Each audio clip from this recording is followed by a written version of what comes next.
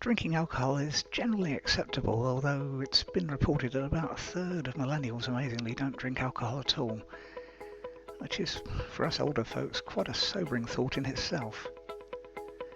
But if you like a tipple to help you relax and unwind, what can you do to drink less alcohol? One way is to check the percentage alcohol on the label.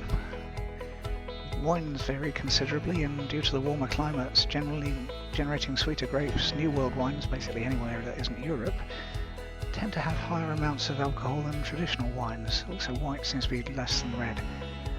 The strength is shown on the bottle, and if you, like a lot of people, drink a certain quantity of wine, then buying a lower strength can be an automatic way to cut down the amount of alcohol you're drinking, maybe without you noticing too much difference. And the same goes for beer. Strengths vary as does the can or the bottle size if you're drinking at home. Consider dropping down a strength level and seeing whether that helps. It may or may not, it varies. And home measures of spirits are almost always larger than the ones you'd get served in a bar or a pub. You've probably got some shot glasses. Measure how much one of those holds, you'll be surprised quite often, and then work out how full it would need to be to have just a regular pub measure, or a double.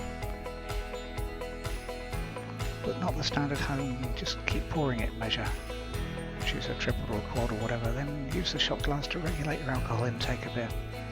And mixers also help. With wine you can make a spritzer, which can help reduce the amount of alcohol per glass and vary what you're actually drinking. With beer it's not as easy unless you like shandy, as most beer cocktail recipes I've found seem to add spirits, which would kind of be at odds with cutting down on alcohol. And spirits have plenty of mixer options as well. Just be careful not to add too many sugar calories when you're doing that, because that mounts up. And remember, if you give them long enough, ice cubes melt.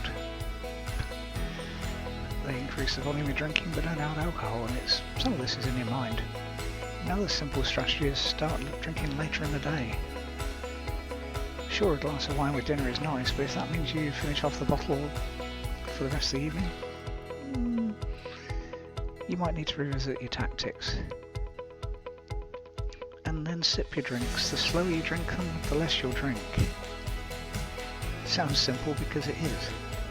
And savour the taste and learn to appreciate the often subtle flavours that are in most drinks, even ones that are produced in industrial quantities.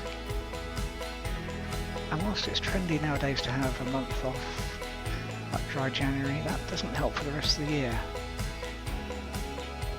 Challenge yourself to have an alcohol-free day once a week, or maybe more. Another option is train your mind. And that's actually easy, because all you have to do is play yourself a hypnosis audio every now and then, really. And let the powerful suggestions it uses train your mind to drink more moderately. So you don't need to give up the pleasure of alcohol, and it may even increase the pleasure because your mind's being trained that way as well. You'll start noticing all sorts of new things about the things you drink, pleasant things. If you'd like to use hypnosis to help you drink less alcohol, just click the link below this video.